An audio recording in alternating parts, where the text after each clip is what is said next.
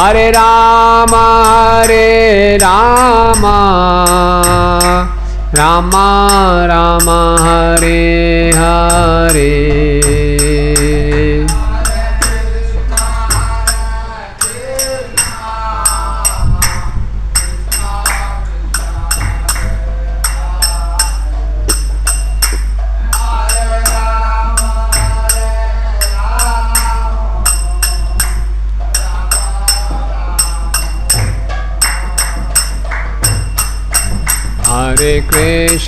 Hare Krishna, Krishna Krishna, Hare Hare.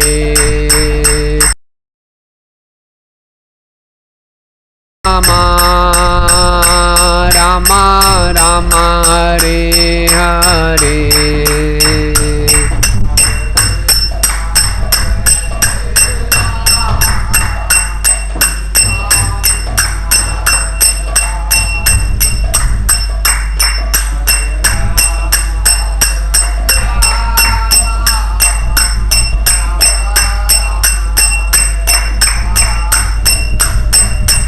Hare Krishna, Krishna Krishna, Hare Hare. Hare Rama, Rama Rama, Hare Hare.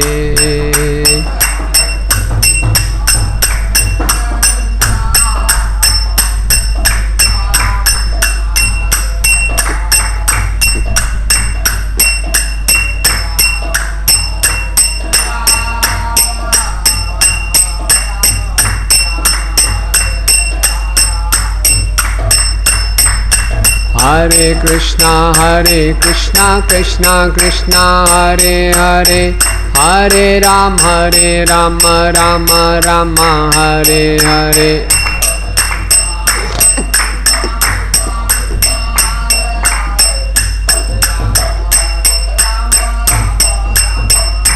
Jaya Prabhupada, Prabhupada, Srila Prabhupada.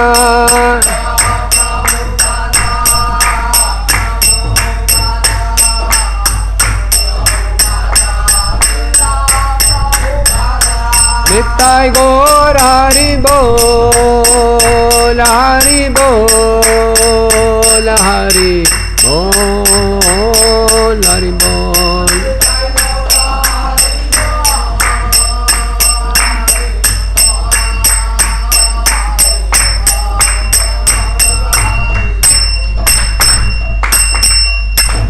Jai Vishnupad Paramhans Pujikacharya Stotroshta Shri Shri Srimad His Divine Grace Sri Bhaktivedanta Swami Srila Prabhupada ki. ISKCON founder Acharya Jagat Guru Seva the whole world Sri Bhaktivedanta Swami Srila Prabhupada ki. Jai Vishnupad Paramhans Pujikacharya Stotroshta Shri Shri Srimad His Divine Grace Srila Bhakti Siddhanta Saraswati Thakur Maharaj Prabhupada ki. अनंत कोटि वैष्णव वृंद की नामाचार्य श्री हरिदास ठाकुर की प्रेम से कहो श्री कृष्ण चैतन्य प्रभु नित्यानंद श्री अद्वैत गदाधर शिवासादि गौर भक्त विंद की श्री श्री राधा श्याम सुंदर जी की श्री श्री गौर निताय की गिरिराज गोवर्धन की सर्वशालिग्राम शिला जी की विंध्य देवी तुलसी महारानी की ग्रंथराज श्रीमद् भागवतम की निताय गौर प्रेमानंदे. All glories to the assembled devotees, all glories to the assembled devotees, all glories to the assembled devotees, all glories to Shri Guru and Gauranga, all glories to Srila Prabhupada, Srila Prabhupada ki jai. Jaya Jaya Shri Chaitanya Jayo Nityananda. Jaya Jaya Shri Chaitanya Jayo Nityananda.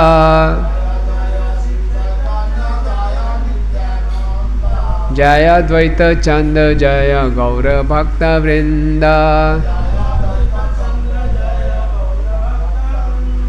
Jaya Dvaita Chandra Jaya Gaura Bhakta Vrinda. Jaya Jaya Shri Chaitanya Jaya Nityananda.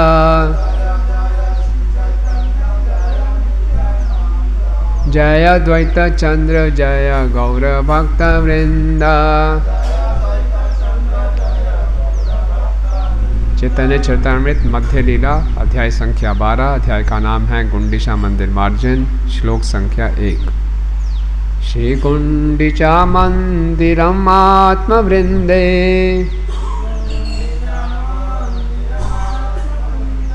सम्मार्जयन् क्षालनता सह गौरा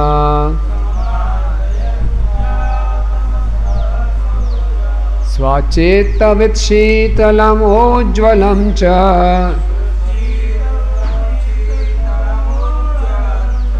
कृष्णोपवेशे औपकीयं चकार।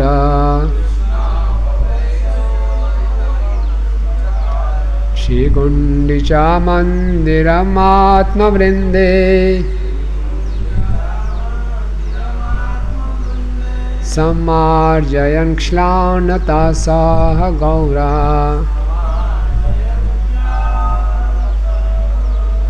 स्वचित्वचेतलम् उज्ज्वलं च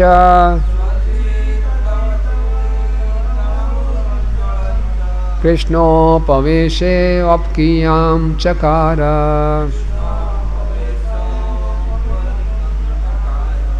बोलिए please. Shri Gundicha मंदिरम् आत्मवृंदे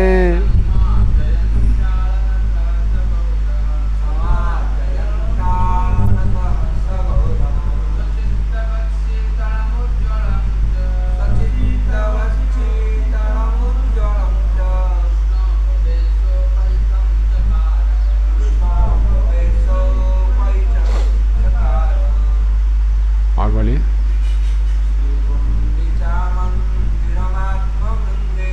Shri Gundicha मंदिरम् आत्मवृंदे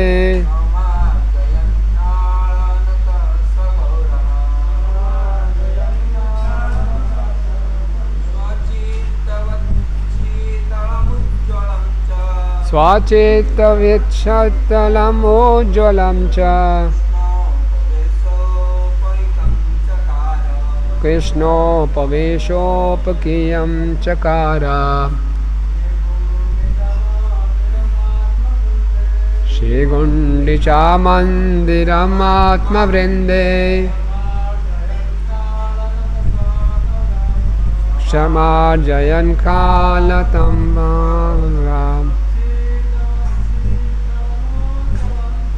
स्वचेतवत् शीतलम् उज्ज्वलं च कृष्णापवेशम् औपकीयं चकार।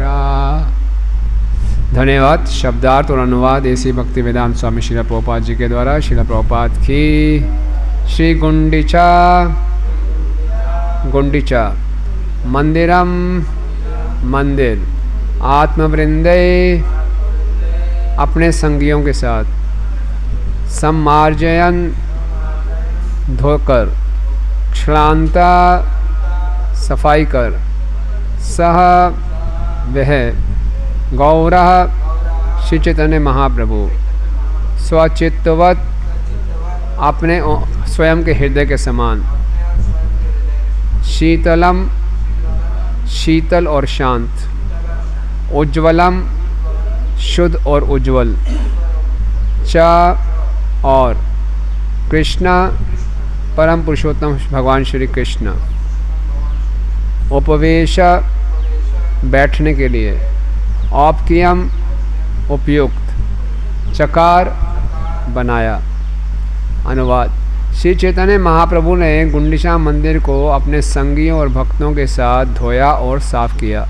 इस प्रकार से उन्हें इससे इतना शीतल और उज्ज्वल बनाया जैसे उनका अपना हृदय, और इस तरह से उस मंदिर को भगवान श्री कृष्ण के बैठने के लिए उपयुक्त स्थान बताया। ओम अज्ञानतिमिरन्धस्य ज्ञानाञ्जनशलाकया चक्षुरुन्मीलितं येन तस्मै श्री गुरुवे नमः।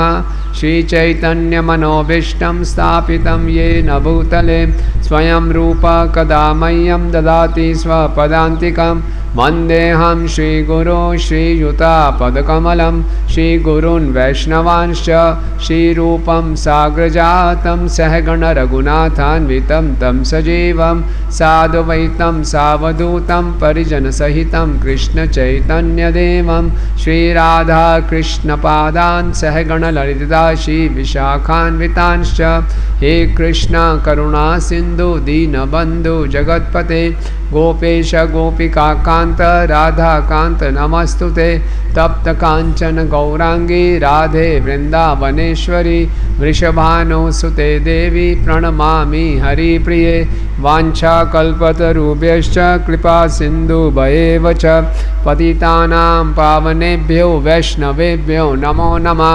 जय श्री कृष्ण चैतन्य प्रभु नित्यानंद श्री अद्वैत गदाधर श्रीवासादि गौरभक्तवृंद हरे कृष्णा कृष्णा कृष्णा हरे हरे हरे राम राम राम हरे हरे। नमो विष्णुपादाय कृष्ण पृष्ठाय भूतले श्रीमते भक्ति वेदांत स्वामिनिति नामिने नमस्ते सारस्वते देवे गौरवाणी प्रचारिणे निर्विशेष शून्यवादी पाश्चात्य देश तारिणे।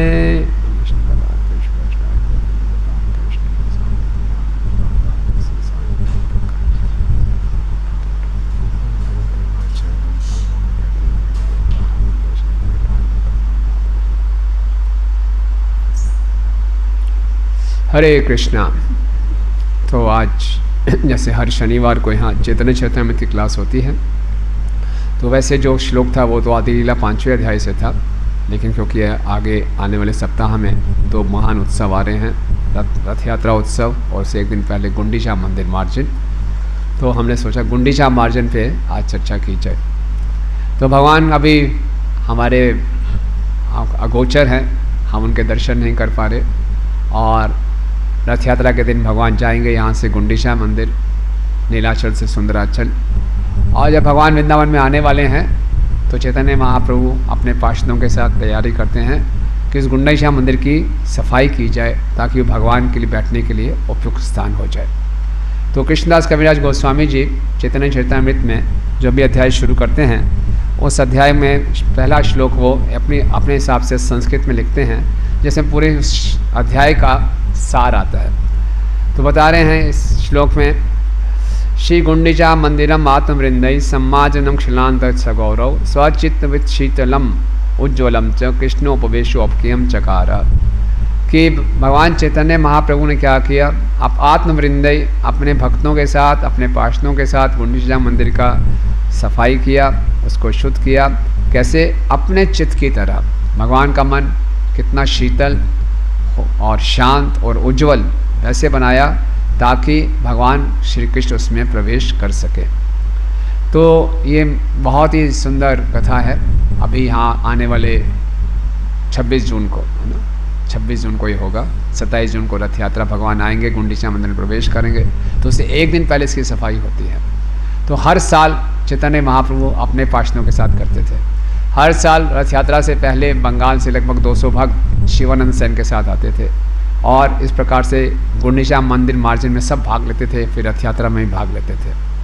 और ये जो मंदिर मार्जन है, ये हमारे आचार्य भक्ति सिद्धांत ठाकुर सरस्वती ठाकुर महाराज बताते हैं, गुंडीचा मंदिर की तुलना की गई है हमारे हृदय से। तो ये जो मंदिर मार्जन है, ये हमारे हृदय को शुद्ध करने के समान है। अब हृदय को शुद्ध करना एक दिन की विधि नहीं है, पूरा जीवन, कई जीवनों की विधि है, तब जाके हृदय शुद्ध होता है।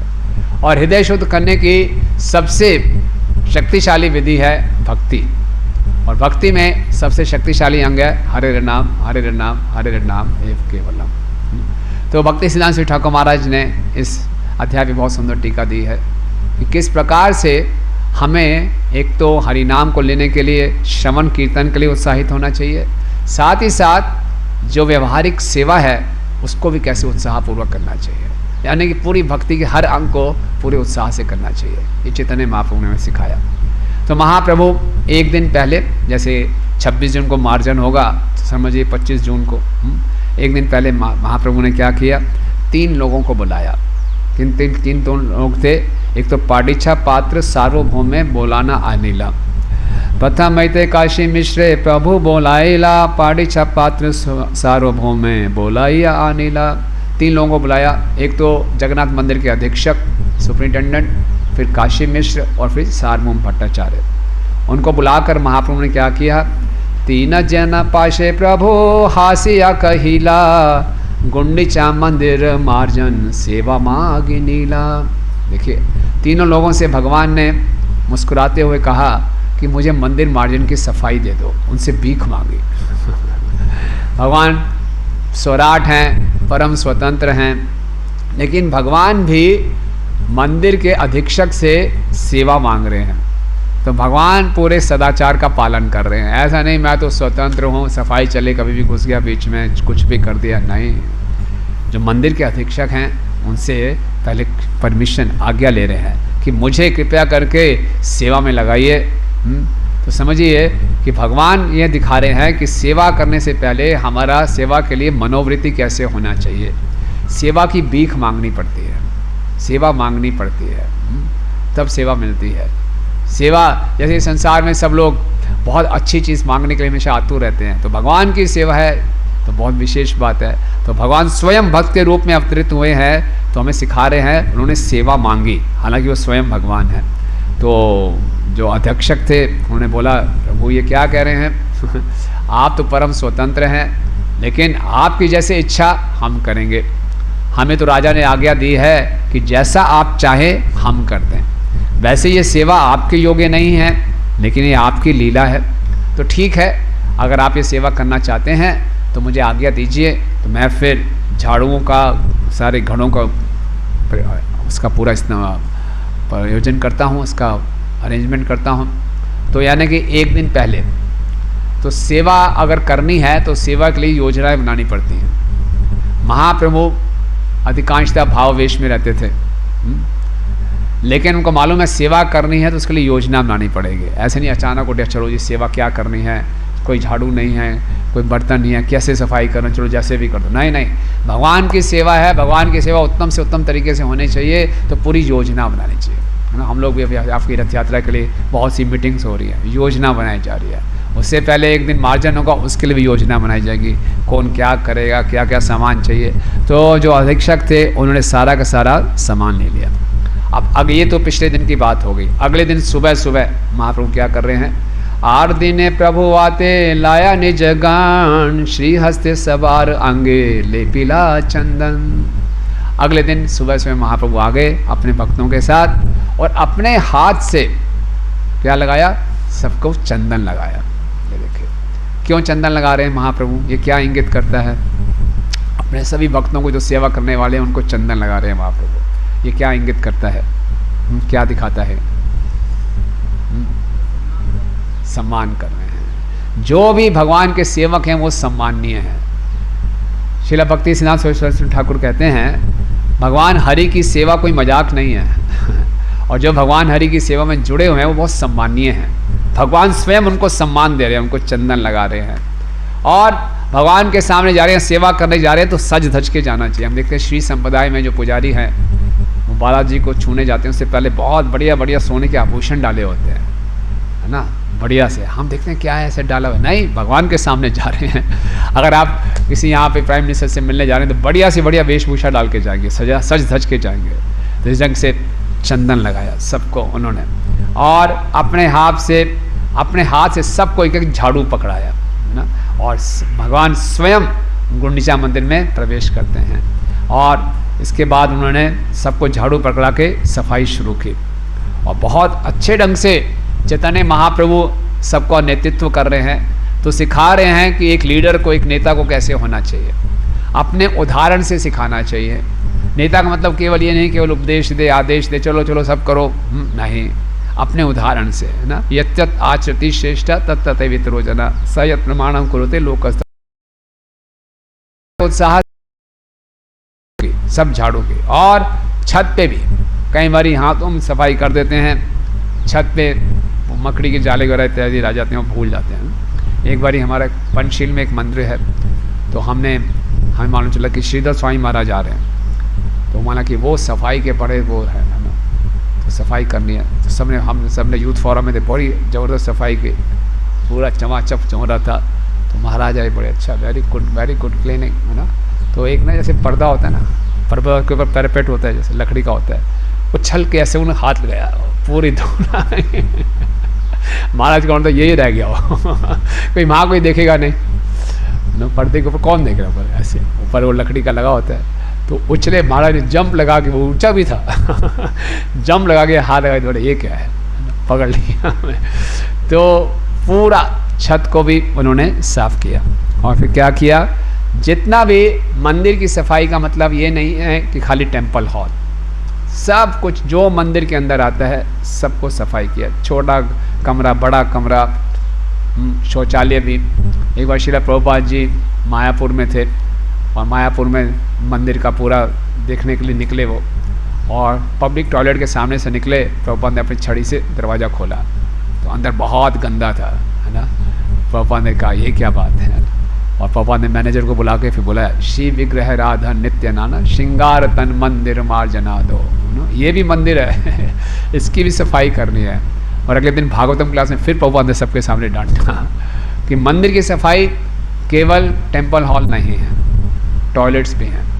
कोई भी घर में किसी भी मंदिर में कितनी सफाई का स्टैंडर्ड है उसके पब्लिक टॉयलेट से मालूम चल जाएगा।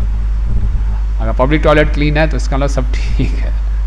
तो अधिकांशतः ध्यान केवल आल्टर में रहता है या टेम्पल हॉल में रहता है। तो उन्होंने बोला नहीं, सबको सफाई करनी है। फिर प्रेम उल्लासे शोधन लयन कृष्ण नाम, भक्त गण कृष्ण कहे करे निज काम। बहुत ही प्रेम और उल्लास के साथ महाप्रभु ने कृष्ण नाम लेते हुए सफाई शुरू की। तो महाप्रभु सिखा रहे हैं कि बहुत ही उत्साह के साथ सेवा करनी चाहिए। नींद आ रही हो तो खड़े हो जाना चाहिए उत्साह के साथ श्रवण कीर्तन करना चाहिए। हरे कृष्णा कृष्णा कृष्णा हरे हरे, हरे राम राम राम हरे हरे। महाप्रभु सिखा रहे हैं प्रेम और उल्लास के साथ। श्रील प्रभुपाद जी उपदेशामृत के 3 श्लोक में उत्साह निश्चय धैर्य तत्तत्कर्म प्रवर्तनात्, उसके तात्पर्य में बताते हैं कि हमें भक्ति को अत्यंत उत्साह के साथ करना चाहिए। प्रभुपाद जी कहते हैं कि जिस प्रकार एक भौतिकवादी व्यक्ति अपने बिजनेस के लिए बहुत उत्साहित रहता है, इसी प्रकार से एक भक्त को भी भक्ति के हर एक अंग को बड़े उत्साह से करना चाहिए। कोई भी सेवा हो, ऐसा नहीं प्रभु जी जो मेरे स्वभाव के अनुसार सेवा हो तो मैं उत्साह से करूँगा, जिसमें मुझे करना आता है मैं उसको उत्साह से करूँगा, जो मुझे करनी नहीं आती सेवा जिसके लिए मेरे पास कला नहीं है उसमें बड़े बेमन से करूँगा। नहीं, कोई भी सेवा मिले उसको उत्साह से करना चाहिए, ये विशेषता है। और हम देखेंगे उत्साह से जब सेवा करते हैं तो हम कृपा को आकर्षित करते हैं। उत्साह से जब सेवा करके ही हम अपने अनर्थों से ऊपर उठ सकते हैं। एकमात्र तरीका है अपने अनर्थों से छुटकारा पाने का, उत्साहपूर्वक गुरु की आज्ञा का पालन करना। बिना उत्साह के भौतिक जगत में ही प्रगति नहीं हो सकती, तो आध्यात्मिक जगत में क्या प्रगति होगी। तो महाप्रभु सिखा रहे हैं प्रेम और उल्लास के साथ। और श्रील प्रभुपाद जी ज्वलंत उदाहरण है उत्साह के। उत्साह का मतलब ये नहीं है कि जब मेरे हिसाब से चीज़ें हों तो मैं उत्साहित रहूं, जब मेरी योजना के अनुसार सेवा ना चले तो मैं हतोत्साहित हो जाऊं। ये रजोगुण के लक्षण है कि मेरे अनुसार, मेरी योजना के अनुसार सेवा हो रही है तो मैं उत्साहित हूँ, मेरी सेवा में कुछ बाधा आ गई तो मैं हतोत्साहित हो गया, मुँह सुझा के बैठ गया कोने में, हम नहीं करेंगे ना। होता है भक्त लोग कई बार निराश हो जाते हैं कि हम सेवा नहीं करेंगे। नहीं, सेवा करने का अवसर बहुत दुर्लभ है और ये मिलता है, भक्ति करने का अवसर बहुत दुर्लभ है, तो इसको बहुत बहुत उत्साह से करना चाहिए, प्रेम और उल्लास के साथ। और साथ साथ क्या कर रहे थे, कृष्ण नाम ले रहे थे। ठीक है। धूलि दूसर तनु देखी ते शोभाना, कहाँ कहाँ अश्रु जले करे समर्जना। और महाप्रभु सफाई कर रहे हैं, पूरा शरीर धूल से भर गया। जब महाप्रभु का शरीर धूल से भर गया तो महाप्रभु और सुंदर लगने लगे ये कृष्ण की विशेषता है ना। हमारा सर धूल से भर जाएगा तो हम इतने सुंदर नहीं लगेंगे, लेकिन ये महाप्रभु की विशेषता है। कृष्ण निर्वाणी पंडित हर परिस्थिति में सुंदर है। हम देखते हैं भीष्म पितामह जब अपने तीरों के शैया पे लेटे हुए हैं तो किस दृश्य का वो स्मरण कर रहे हैं कि भगवान पार्थसारथी है, रथ चला रहे हैं और घोड़ों की धूल से कुरुक्षेत्र की युद्धभूमि में जो धूल चल रही है उससे पूरे कृष्ण के बाल ना एकदम कैसे हो गए, ऐश क्या बोलेंगे, मिट्टी के समान हो गए, राख के समान हो गए और पूरा, लेकिन फिर भी भगवान उसमें बहुत सुंदर लग रहे थे। इसी ढंग से इसमें चैतन्य महाप्रभु का शरीर पूरा धूल से भर गया, लेकिन शोभन बहुत उनकी शोभा बढ़ा रहे थे। और कहाँ कहाँ अश्रु जले करे समर्जन, और अश्रु धारा बह रहे थे, मुझसे सफाई कर रहे थे, पानी से नहीं अश्रुओं से, है ना। तो क्यों अश्रु निकल रहे थे महाप्रभु के?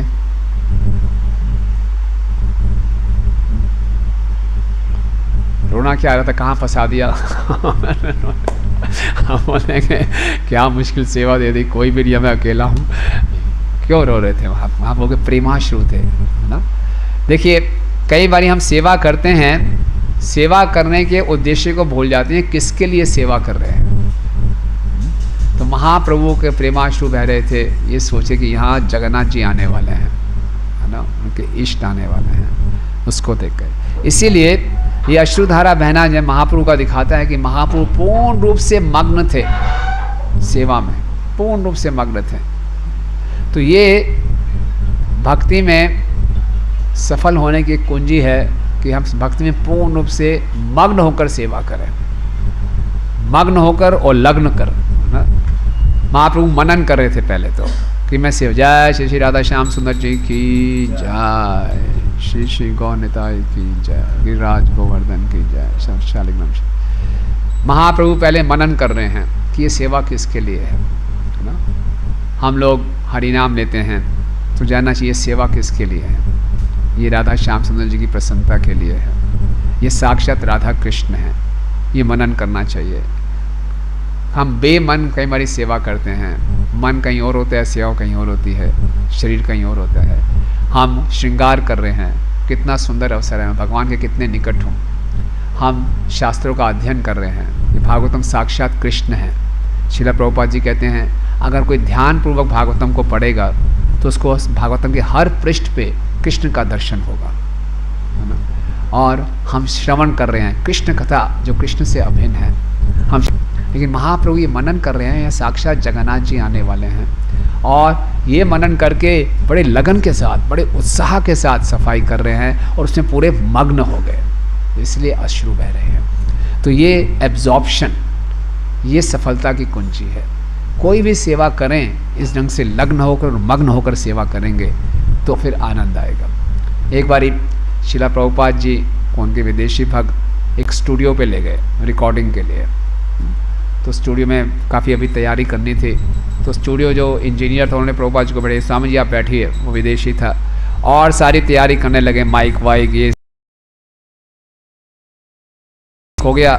तो साउंड चेक करने लगे तो ऐसे आवाज़ आ रही थी। बोले कहाँ साउंड से आवाज़ आ रही है? स्पीकर चेक किया, फिर चेक किया, ऐसे आवाज़ आ रही है, क्या चक्कर है? तो बड़ा परेशान हो गई, काफ़ी समय उसको समझ में नहीं आया। फिर अचानक oh this voice is coming from Swami ji, और वहाँ प्रभुपाद, इतनी तैयारियाँ हो रही हैं, प्रभुपाद जी आँख बंद करके आराम से हरे कृष्ण राम राम राम राम ये बोल रहे थे। प्रभुपाद जी पूरे उसमें एब्जॉर्ब थे, है ना। बोले स्वामी जी आपके कारण ही सारा आ रहा है तो प्रभुपाद जी पूरे एब्जॉर्ब थे हरि नाम लेने में। मैंने देखा क्या हो रहा है बाहर, तैयारी हो जाएगी, पूरे एब्जॉर्प्शन के साथ मग्न होकर। तो भगवान के अश्रु बह रहे थे, उस अश्रुओं से भगवान समर्जन कर रहे थे। इसके बाद उन्होंने जहाँ पे भोग रखा जाता था उसको सफाई किया, और जितना भी तृण थे, धूली थी और सारी मिट्टी थी, महाप्रभु ने उसको उठाया और अपने बहिर्वास में इकट्ठा कर लिया, और बहिर्वास में इकट्ठा करके बाहर छोड़ा।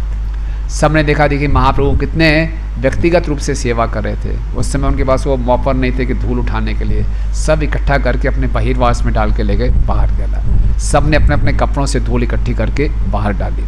और फिर प्रभु महाप्रभु ने क्या बोला? प्रभु कहे कि कत करे असमार्जन, तृण धूलि दिखाई ले जानी बा परिश्रम। कौन कितनी मेहनत कर रहा है मालूम चल जाएगा, किसने कितनी धूल इकट्ठी की है। काम चोरी नहीं चलेगी महाप्रभु ने सीधा सीधा बोल दिया। कोई बोले प्रभु ये क्या कह रहे हो, भगवान तो कहते हैं कि भगवान तो भावग्राही हैं, मेरे भाव बड़े अच्छे हैं।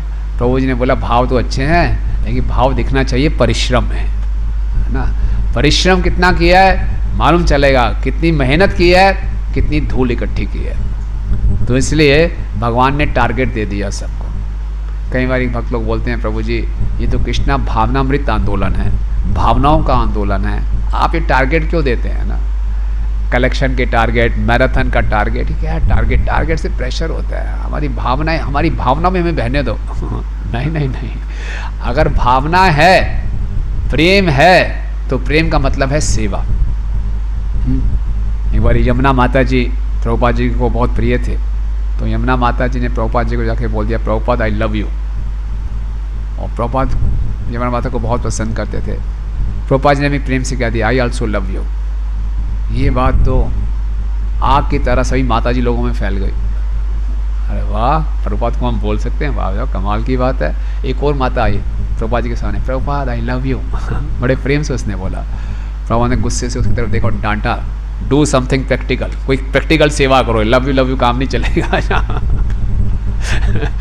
तो वास्तव में हमें प्रेम है तो सेवा, सेवा में परिश्रम, कितना किसने परिश्रम किया। ओके, प्रभुपाद जी ने भक्ति का अनुवाद इंग्लिश में क्या किया है? Devotional service. इससे पहले जितने लोग थे उन्होंने भक्ति का अनुवाद किया था डिवोशन, सर्विस नहीं। प्रभुपाद ने बोला खाली डिवोशन नहीं, केवल भावना में बहने वाली बात नहीं है, सर्विस, प्रैक्टिकल सर्विस, व्यवहारिक सेवा। तो भावनाएं और शुद्ध होंगी जब व्यवहारिक सेवा करेंगे। केवल बातों बातें करने से प्रेम नहीं होता है ना। अर्जुन ने भगवान को ये नहीं बोला कि बस प्रभु आप ही सब कुछ हैं, गुणगान ही नहीं किया, उसके बाद सेवा की, वो आप मेरी आज्ञा का पालन करो, राइट। तो इसलिए बोले कौन कितनी परिश्रम करेगा, कौन कितना प्रेम करता है मालूम चलेगा, कौन कितनी धूल इकट्ठी करेगा। तो बोलेंगे इसका मतलब क्या हुआ प्रभु जी? हर भक्त की अलग अलग क्षमता होती है। जो बेचारा कम धूल इकट्ठा कर पाएगा इसका मतलब उसकी भावनाएं कम हैं। जो ज़्यादा धूल इकट्ठी कर पाएगा उसकी ज़्यादा अच्छा प्रेम है हृदय में। क्या कहना है? जो ज़्यादा पुष्के बांट के लाएगा उसको ज़्यादा प्रेम है, जो कम पुष्के बांटेगा उसको कम प्रेम है। क्या कहना है इसमें प्रभु? हाँ, अपने अपने सामर्थ्य के अनुसार हर किसी को। भगवान हम सबके हृदय में परमात्मा के रूप में बैठे हैं। भगवान देख रहे हैं हम कितनी चोरी कर रहे हैं। रूप गोस्वामी जी बताते हैं कि अपनी क्षमता से कम सेवा करना अपराध है। हर किसी को अपनी क्षमता से बढ़कर सेवा करने का प्रयास करना है। अपनी क्षमता से कम करना सेवा वो एक अपराध है। तो इसलिए हर किसी को प्रयास करना चाहिए अपनी क्षमता से बढ़कर बाहर जाकर मैं सेवा करूं। वो क्षमता हम जानते हैं गिलहरी भी है और हनुमान जी भी हैं। भगवान राम ने दोनों की प्रशंसा की, लेकिन रोकना नहीं है अपने आप को, अपना सब कुछ सेवा में देना है। तो महाप्रभु ने बोला सब कितना परिश्रम करेंगे मालूम चल जाएगा। तो सब ने धूल इकट्ठी की, लेकिन अंत में जब रिजल्ट आया तो सब किसकी धूल सबसे ज़्यादा थी? महाप्रभु के। स्वयं भगवान है, असम ऊर्ध्व हैं, ना उनके कोई समान है ना उनसे कोई बढ़कर है। तो इसके बाद जब एक बारी सफाई हो गई तो महाप्रभु ने आप सब भक्तों को बुलाया, दोबारा से सबको एरियाज बांट दिए, बोले एक बारी और सफाई करो। तो भक्ति सिद्धांत स्वामी ठाकुर महाराज बताते हैं जो ये पहली सफाई हुई ये हृदय की सफाई है। इसमें हम जब भक्ति में जुड़ते हैं तो अपनी आदतों को बदलते हैं ना, 4 नियमों को पालन करना शुरू करते हैं। जो बड़े बड़े सूक्ष्म, जो छोटे छोटे धूल के कण रह गए हैं उन सबको बाहर निकालो। सब वैष्णव लिया जबे 2 बार शोधीला, देखी महाप्रभुर मने संतोष हईला। सब भक्तों ने फिर मेहनत की और जो छोटे छोटे धूल के कण थे, घास फूस थे, उस सबको बाहर निकाला। जब ये देखा तो महाप्रभु का हृदय संतुष्ट हो गया। यानी कि महाप्रभु जब किसी साधक को देखते हैं कि ठीक है 4 नियमों को तो पालन कर रहा है, दीक्षा हो गई, उसके बाद उसको ढीला नहीं बैठ जाना, चलो ये दीक्षा हो गई 4 नियम पालन कर रहा हूँ, 4 नियम पालन कर रहा हूँ ना बस, नहीं नहीं नहीं नहीं, अब मेरे पास अंदर और सूक्ष्म वो हैं। क्या क्या हमारे अंदर सूक्ष्म अनर्थ होते हैं और काम, क्रोध, लोभ, ये सब है, इससे भी छुटकारा पाना है। तो इसके लिए भी वो मेहनत कर रहा है। जब ये मेहनत कर देखते हैं महाप्रभु तो बहुत प्रसन्न हुए। उसके बाद जब ये हो गया तो 100 लोग खड़े थे पानी की घड़े भर के प्रतीक्षा कर रहे महाप्रभु कब आज्ञा देंगे। तो महाप्रभु ने उनको आज्ञा दी कि ठीक है दीजिए पानी। तो सबसे पहले छत पे पानी डाला गया। जब छत पे पानी डाला गया तो नीचे आएगा। टेम्पल कमांडर हैं, आप देखेंगे ना, सफाई ऐसे ही करवाएंगे ना पहले छत पे पानी डालेंगे, वो पानी नीचे आएगा सारा, वो दीवारें भी साफ़ होती जाएंगी।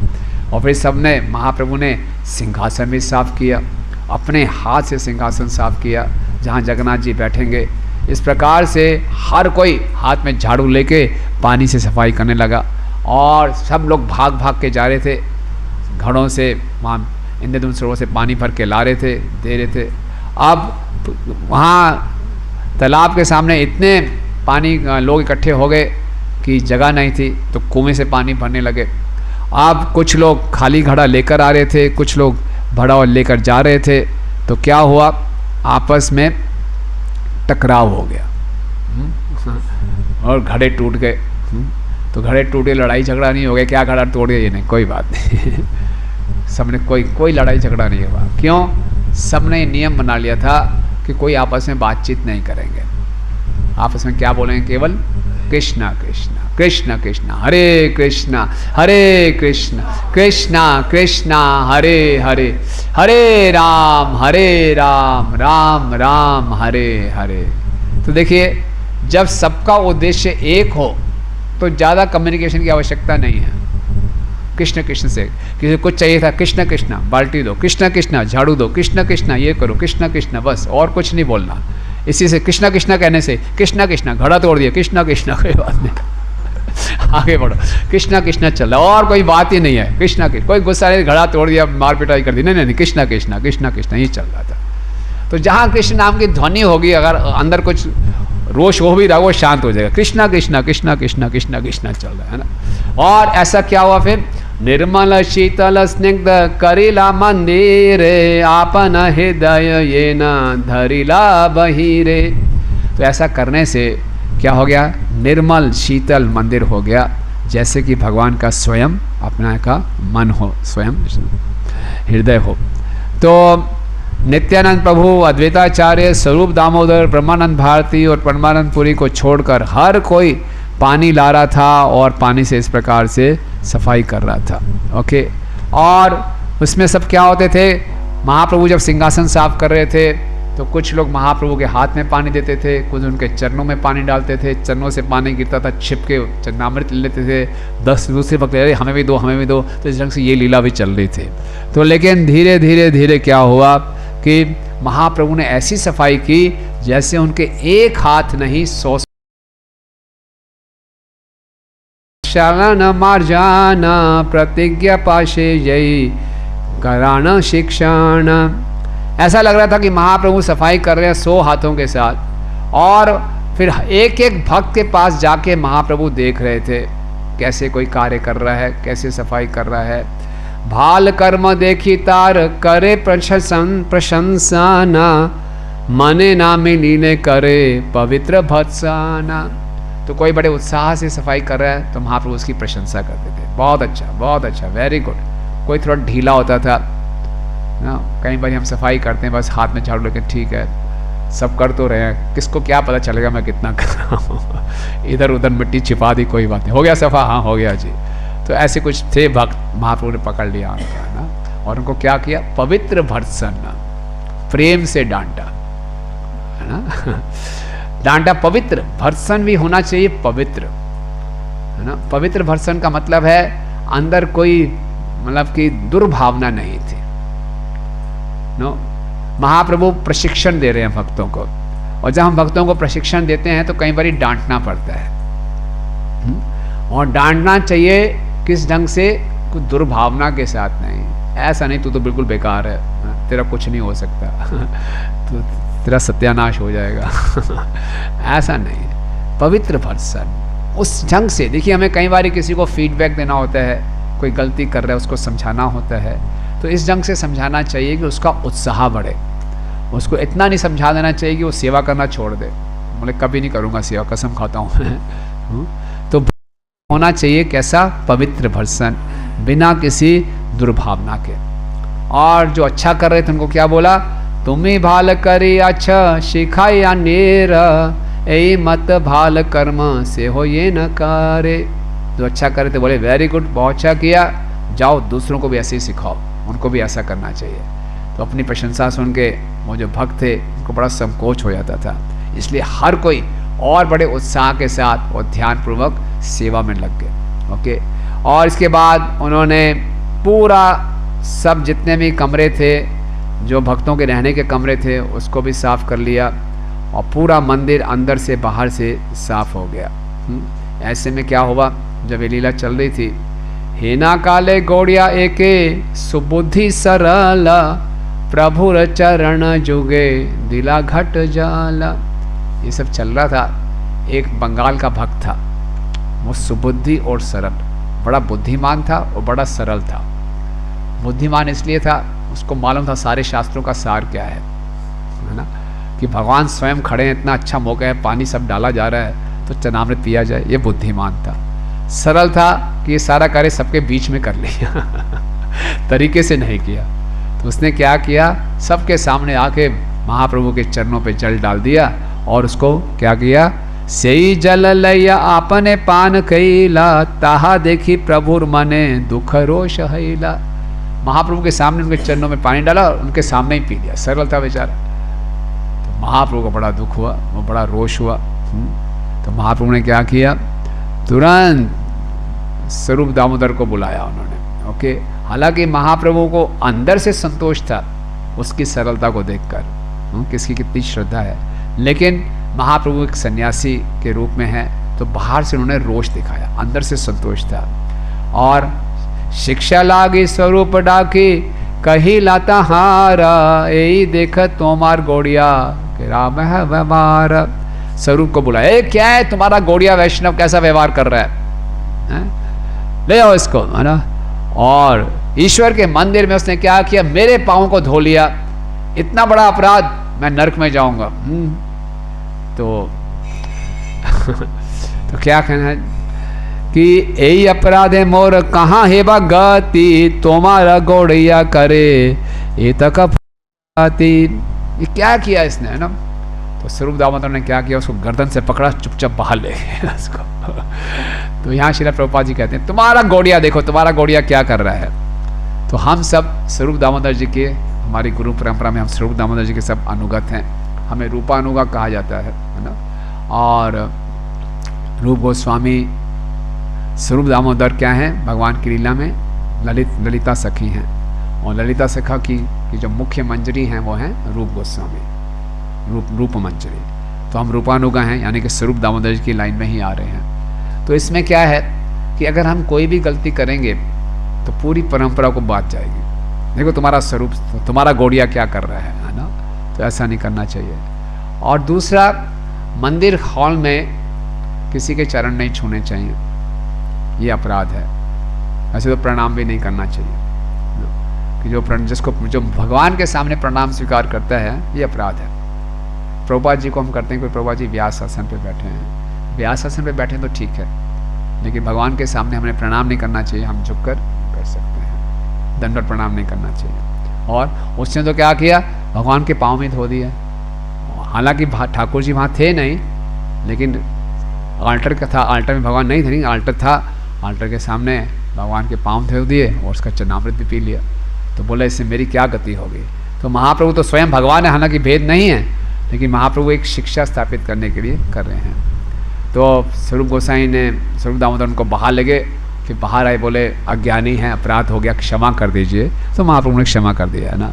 और उसके बाद महाप्रभु ने क्या किया, सबको बिठा दिया और बीच में बैठ गए। अब बोले पहले एक सफाई कर दी, फिर दूसरी सफाई कर दी, फिर पानी से धो दिया। अब बोले अब जो भी थोड़ा वो दिखाई दे रहा है उसको उठाओ, है ना।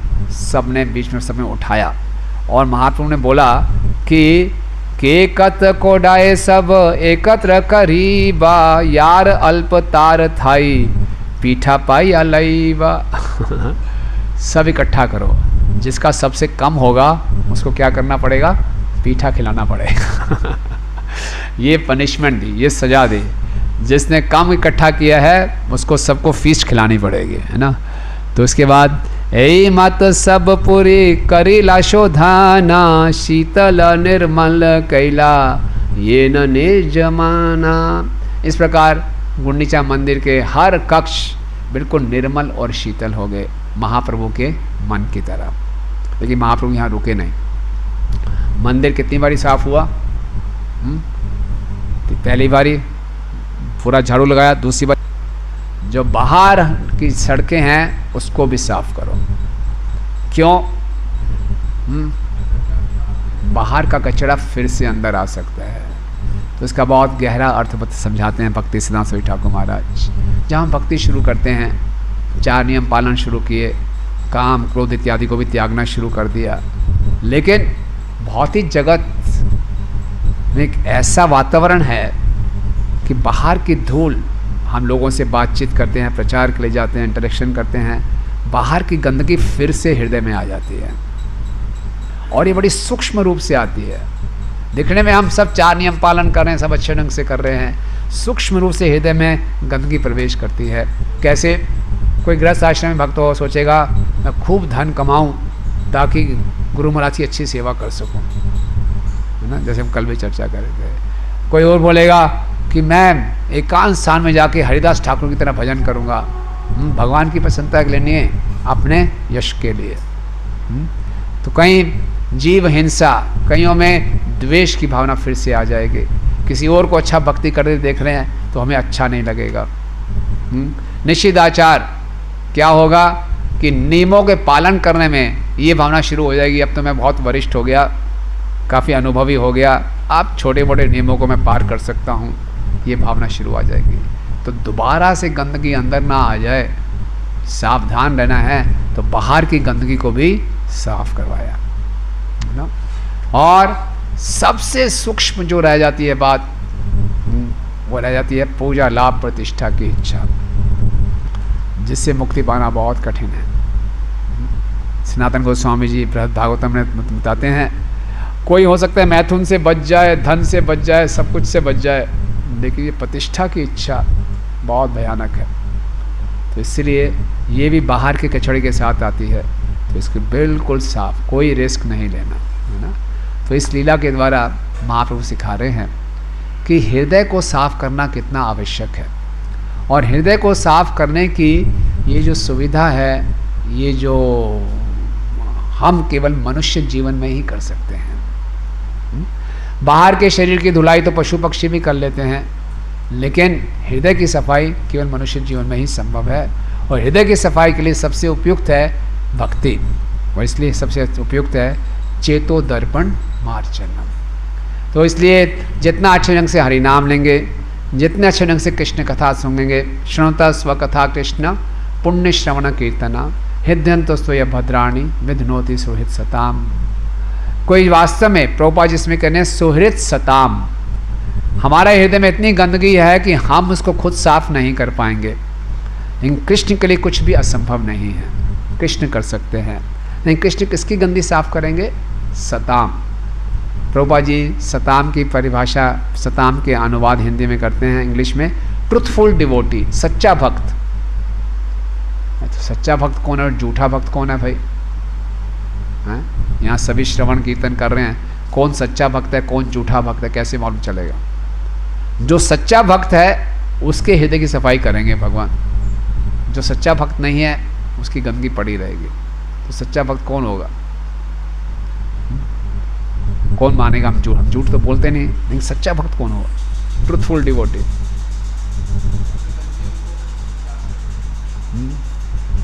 गलतियों को स्वीकार करें। हाँ जी, और कुछ प्रयास कीजिए,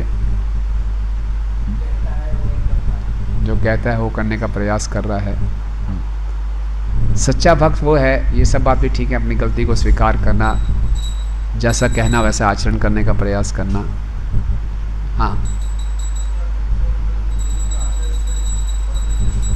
जय श्री श्री राधा श्याम सुंदर की जय, शशि कौर निताय की जय, गिरिराज गोवर्धन की जय। सब जो गुरु के आदेशों को दृढ़ता से पालन करें। यस या, और गुरु का आदेश है ध्यान पूर्वक जप करें, ध्यान पूर्वक श्रवण करें, ध्यान पूर्वक सेवाएं करें, वो सच्चा भक्त है जो हर कार्य को बड़े ध्यान पूर्वक करने का प्रयास कर रहा है। अपना बेस्ट ऑफ द बेस्ट प्रयास कर रहा है ना, वो सच्चा भक्त है, लापरवाही से नहीं कर रहा। अगर हम हरि नाम का जप ले रहे हैं, मन तो भागेगा, हम मन को भागने में, चलो यार भागने दो, मैं आराम से रेस्ट करता हूँ, तो वो सच्चा भक्त नहीं है। मन को भाग रहा है, तुरंत पकड़ के लाने का प्रयास कर रहा है, फिर मन भाग रहा है, फिर पकड़ के लाने का प्रयास कर रहा है, वो सच्चा भक्त है। श्रवण कर रहे हैं तो कुछ हमें आलस आ रहा है, मन फिर भटक रहा है, फिर से मन को पकड़ के लाएं। सेवा में भी पूरे ध्यान से करने का प्रयास कर रहे हैं। तो जो अपना उत्तम से उत्तम प्रयास कर रहा है हर सेवा में, वो वास्तव में सच्चा भक्त है। तो हम में इतनी योग्यता नहीं है, हम बहुत क्षुद्र हैं, बहुत छोटे हैं, पहाड़ों के समान हमारे अनर्थ हैं। वो हो सुमेरु पर्वत से ऊपर पहाड़ होगा, उतने हमारे अनर्थ हैं। हम तो एक छोटे से कण के समान में नहीं, हम कहाँ पहाड़ को उठा पाएंगे, इससे ऊपर भी कहाँ जा पाएंगे, लेकिन भगवान हमें उठा के उस पार ले जाएंगे ना।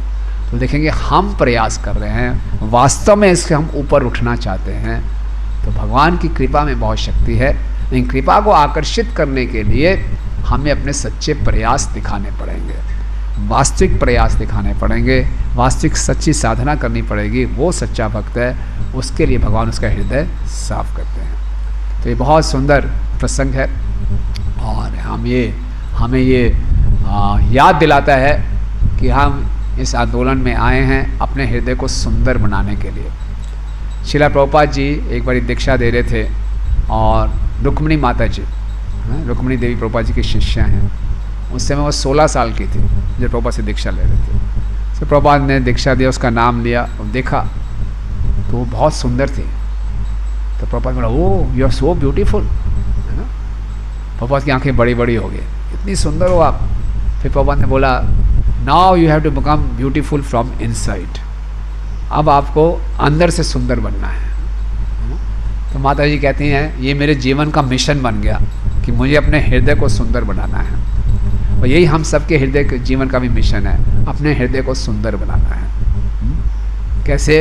ये गुंडीचा मार्जन हमें सिखा रहा है कि जब तक हमारा हृदय भगवान के हृदय की तरह शीतल और उज्जवल नहीं होगा, भगवान उसमें नहीं आएंगे। आप बोलेंगे तो भगवान तो गीता में कहते हैं, सर्वस्य चाहा मृद्धि सर्वमेष्टु, भगवान तो सबके हृदय में ऑलरेडी हैं, लेकिन शांत बैठे हुए हैं, प्रकाशित नहीं हो रहे, केवल साक्षी के रूप में, उपदिष्टा अनुमंता भर्ता भोक्ता महेश्वरा। लेकिन जब हमारा हृदय शुद्ध हो जाएगा तो भगवान अपने आप को प्रकाशित करेंगे, भगवान के साथ हमारा कम्युनिकेशन शुरू हो जाएगा, है ना। तेषां सततयुक्तानां भजतां प्रीतिपूर्वकम ददामि बुद्धि योगम तम ये न माम उपयन्ति ते तेषामेव अनुकंपार्थम अहम अज्ञानजं तमः नाशयाम्यात् भावस्ता ज्ञान दीपेन भास्वता।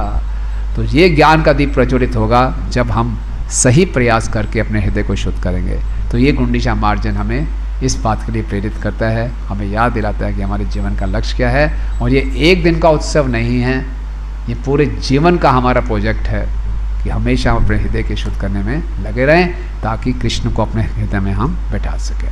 ठीक है, हरे कृष्ण। किसी कोई प्रश्न है, कोई टिप्पणी है, कुछ बताइए, कुछ कहना चाहते हैं आप?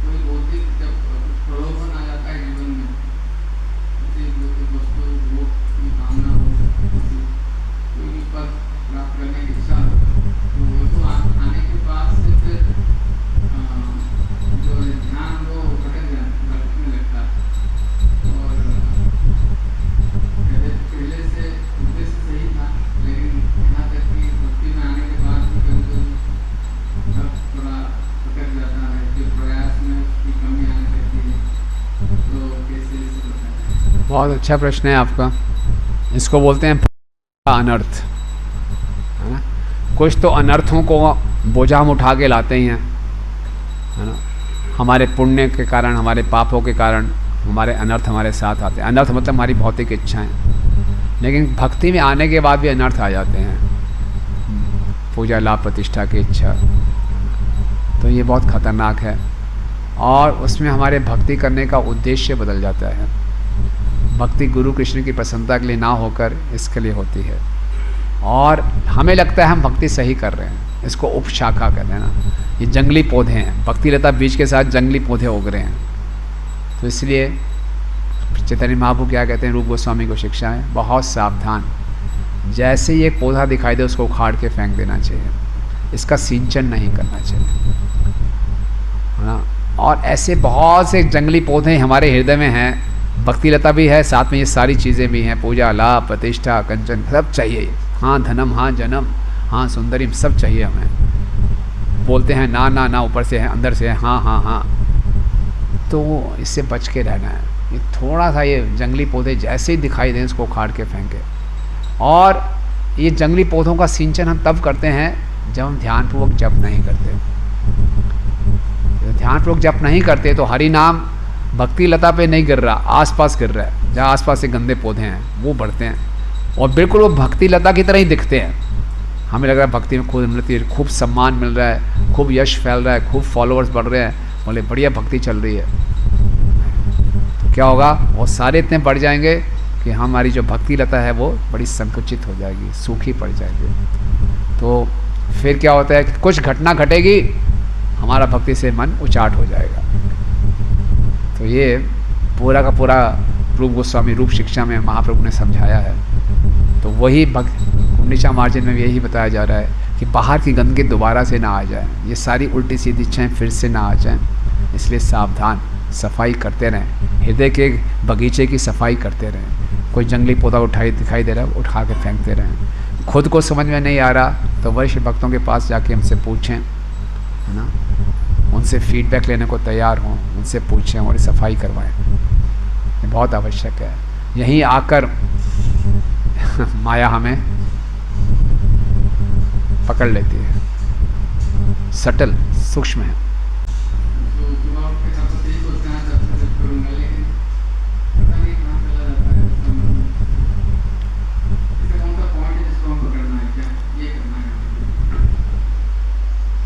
हाँ प्रभु, हम चर्चा कर रहे हैं, मैं बोल रहा हूँ इसका मतलब ये नहीं है कि मैं करता हूँ, लेकिन याद दिला रहे हैं, हम चर्चा कर रहे हैं। तो जो मुझे समझ में आया है, जो हमने भक्तों से सीखा है, तो ध्यानपूर्वक जप करने का सबसे पहला स्टेप तो ये है कि जप के समय केवल जप करें। ये तो मिनिमम है। जप के समय कोई बातचीत ना करें, जप के समय मैनेजमेंट ना करें, जप के समय फ़ोन ना चेक करें, जप के समय उधर उधर ना देखें। मन तो भटक रहा है लेकिन अपने शरीर को ना भटकाएं। जप के समय केवल जप करें, स्थूल रूप से इतना तो कम से कम जरूर करें, पहला स्टेप। दूसरा स्टेप, जप करते समय बार बार अपने को याद दिलाते हैं, अभिन्नत्वम नाम नामिनम, नाम और नामी में कोई अंतर नहीं है, ये साक्षात राधा श्याम सुंदर है, साक्षात राधा श्याम सुंदर है। ध्यान दो, अपमान मत करो इनका, ध्यान से करो, है ना। और हम कैसे ध्यान बढ़ा सकते हैं, हम जब किसी अच्छे दूसरे भक्तों को देखते हैं जप करते हुए या पढ़ते हैं हरिदास ठाकुर जी के विषय में कुछ है, तो उनको हमारे हृदय में इच्छा होनी चाहिए कि मैं ऐसा अच्छा जप कब करूँगा। उनका स्मरण कर सकते हैं, प्रभुपाद जी का स्मरण कर सकते हैं, गुरु महाराज का स्मरण कर सकते हैं, उनकी आज्ञाओं का स्मरण कर सकते हैं जप के विषय में, है ना। प्रभुपाद जी एक लेक्चर में बताते हैं, चैंटिंग का मतलब है मुख से बोलना, कानों से सुनना, हृदय से रोना। तो जप करते समय ऐसे जो प्रभुपाद जी के वाक्य हैं, गुरु महाराज के वाक्य, उनको याद कर सकते हैं। अरे मैं क्या ऐसा कर रहा हूँ, मुख से बोलना है, कानों से सुनना है, हृदय से रोना है। तो ऐसे कुछ वाक्य याद करें। कुछ भक्तिनाथ ठाकुर जी के भजनों का स्मरण कर सकते हैं जो जप की महिमा है। या फिर हमारा मन ने कहीं ना कहीं तो भटकना है, मन को भटकने से रोक नहीं सकते, तो मन को एक क्षेत्र देना है, नाम की महिमा के बारे में सोचो। नाम की महिमा, नाम की क्या महिमा है, नाम कितना महान है, उसके बारे में सोचते हुए हरि नाम का जप कर रहे हैं, प्रार्थना करते हुए जप कर रहे हैं। तो ये सब तरीके, अलग अलग तरीके अपना के किसी ना किसी ढंग से येन केन प्रकार मना कृष्णा निवासी प्रयास करते रहे। फिर भी भटकेगा, फिर पकड़ के ना कुछ करते रहे। ठीक है ना, ठीक है। और कुछ किसी का? यस करो। हरे कृष्ण। कि अगर कोई अपने सामर्थ्य के अनुसार सेवा नहीं करता है तो वो अपराध है। तो अभी हम अपने सामर्थ्य के अनुसार कर रहे हैं या नहीं, ये तो हम खुद ही जानते हैं। तो इसको कैसे हम चेक कर सकते हैं कि मैं अपने सामर्थ्य के अनुसार कर रहा हूँ या नहीं?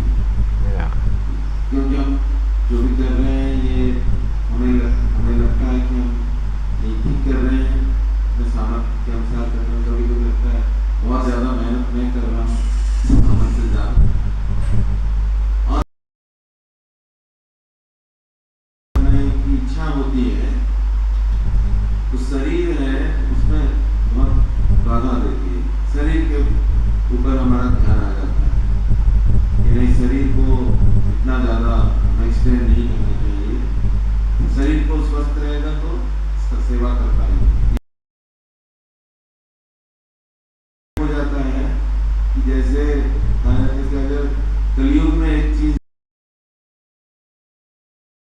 करने की सोचेंगे तो मन में सोचते हैं तो भी उसका पुण्य मिल जाता है, और पाप जो है वो करने से ही उसका दंड मिलता है, सोचने से नहीं। तो ये सब जो है चलते रहता है कमेंट्री मन में। और तो अपने सामर्थ्य के अनुसार हम कर पा रहे हैं या हम उसमें कुछ जो है लग रहे हैं, तो इससे हम कैसे जान सकते हैं, बच सकते हैं? बड़ा कठिन। जहाँ तक मेरी समझ है, अधिकांशतः सभी बद्ध जीव में धोखा देने की प्रवृत्ति है। तो हम सब में धोखा देने की प्रवृत्ति रहती है कुछ ना कुछ हद तक। तो प्रारंभिक वर्षों में जब तक हमारा हृदय अच्छे ढंग से शुद्ध नहीं हुआ, हमें सेवा किसी के मार्गदर्शन में करनी चाहिए। तो हमारे सर पे डंडा रहेगा तो हम भागेंगे, हमारा सामर्थ्य बढ़ेगा। अगर कोई सुपरविजन नहीं है तो हमारा सामर्थ्य कम होता जाएगा। यही बोलेगा शरीर यहाँ दुख रहा है, ये कर रहा है। तो इसलिए हम बहुत सौभाग्यशाली हैं, कोई हमारे सर के ऊपर है और हमें जिम्मेवारी दे रहा है, ये भी करो, ये भी करो, ये भी करो। तो वो हमारा सामर्थ्य बढ़ा रहे हैं, हमें खींचते जा रहे हैं, हमारा सामर्थ्य बढ़ा रहे हैं। अगर हमें स्वतंत्र छोड़ दिया जाए तो हमारा सामर्थ्य बहुत कम हो जाता है, क्योंकि हमारा मन, हमारा शरीर हमें चीट कर देगा। तो एक तरीका यह है कि अपने कैसे हम चेक करें, हमारे लिए बहुत मुश्किल है। लेकिन एक अच्छा भक्त हमेशा यही बोलेगा, मैं अपने सामर्थ्य से कम सेवा कर रहा हूँ, मैं कुछ भी नहीं कर रहा। उसकी इच्छाएं बहुत हुई करने की, लेकिन शरीर करने नहीं देता, तो वो सोचेगा मैं बहुत कम कर रहा हूँ, बहुत कम कर रहा हूँ। वो हमेशा ऐसा सोचेगा। और एक जो नया भक्त है वो वैसे ही कम करना चाहते हैं। वो सोचेगा शरीर ये ना हो जाए, डर जाएगा, मैं इतना ही करूँगा, वो कहाँ कर रहा है, मैं करूँ, वो नकल मारेगा। तो इसीलिए प्रारंभिक वर्षों में बहुत ज़रूरी है कि हम किसी के निरीक्षण में रहें और कोई हमें खींचता रहे। हमारा सामर्थ्य नहीं था, हम 16 माला का, हम तो शुरुआत 2-4 माला से किए, ये भी बहुत बड़ा लगता था काम, है ना। तो भक्तों ने खींच के हमारा सामर्थ्य बढ़ाया। 4 नियम पालन करने का सामर्थ्य नहीं था, खींच के सामर्थ्य बढ़ाया। हमारा ज्वाइन करने का सामर्थ्य नहीं था, भक्तों ने पुश कर करके हमें धकेला ना। सेवा करने कोई भी सामर्थ्य नहीं था हमारा। भक्तों की कृपा से उन्होंने हमें, हमारे अंदर कॉन्फिडेंस आप कर सकते हो, है ना, तो हुआ। कुछ ज़बरदस्ती कराया, कुछ कॉन्फिडेंस दिलाया, किया। तो यही प्रक्रिया चलती रहेगी। इसलिए कोई ना कोई हो रिपोर्टिंग अथॉरिटी जिसको हम रिपोर्ट करते रहें, जो बोले नहीं यार कुछ भी नहीं, अभी और करो, अभी और करो, अभी और करो। So that way. और एक अच्छे भक्त को हमेशा ये लगेगा कि मैं अपने सामर्थ्य से कम कर रहा हूँ, मुझे और करना चाहिए। एक बार प्रभुपाद जी कहीं विदेश में थे और पूरा दिन प्रभुपाद सुबह से उठे हुए, रात के उठे हुए, एक के बाद प्रीचिंग प्रोग्राम्स करते करते, ब्रह्मानंद महाराज के साथ थे उस समय। तो प्रभुपाद गाड़ी में थे, पीछे यहाँ ब्रह्मानंद महाराज बैठे हैं, यहाँ पे प्रभुपाद बैठे हैं, आगे गाड़ी हो रही है। आखिरी प्रोग्राम जब प्रभुपाद करके आ रहे थे, प्रभुपाद इतने थके हुए थे, प्रभुपाद सो गए और प्रभुपाद का सर ब्रह्मानंद महाराज की गोद में चला गया। तो ब्रह्मानंद महाराज देख रहे थे, क्या है देखिए, 75 साल के ये व्यक्ति, है ना, अपने खून की एक एक बूंद, आखिरी बूंद तक दे दी, कोई रेस्ट नहीं, कोई कुछ नहीं, सुबह से उठकर ऐसे कर रहे हैं। और फिर प्रभुपाद अगले दिन रेस्ट नहीं करना, फिर से वही थे। तो ये शुद्ध भक्त ऐसे होते। एक बार मैं अपने गुरु महाराज के साथ ट्रेवल कर रहा था, उठे हुए लेक्चर, फिर मीटिंग, फिर लेक्चर, फिर ये, फिर वो, प्रोग्राम करते करते करते आखिरी प्रोग्राम करते फिनिश करते 11:30 बज गए रात के। मेरी बुरी हालत, जब गाड़ी में बैठना मेरी आंखें इतनी भारी भारी हो रही हैं। महाराज मेरी तरफ देखकर हंसे, अरे हैवी डे? यस महाराज, वेरी हैवी डे। महाराज कहते हैं same with me every day. मेरे साथ रोज ऐसा होता है। तो इन भक्तों को लगता ही नहीं हम कुछ कर रहे हैं ज़्यादा। इतनी सारी सेवाएं करने को लगता है टाइम कम है, मैं बहुत कम समर्थ है, मेरा और करना है और करना है और करना है ना। तो जब तक वो स्टेज नहीं आएगी, हमारे अंदर प्रवृत्ति रहेगी सेवा चोरी करने की, आराम करने की। इसलिए कोई ना कोई हमारे ऊपर होना चाहिए जो हमें जिम्मेवारी दे, हमें टारगेट दे, ताकि हम अलर्ट रहें। ये मेरा कुछ समझ है, आई डोंट नो। ठीक है ना। आप सब भक्तों को धन्यवाद। ग्रंथराज श्रीमद् भागवतम की, गुंडीचा मार्जन की, गौरांग महाप्रभु की, जगत गुरु श्रील प्रभुपाद की, निताई गौर प्रेमानंदे। कृष्ण प्रभु की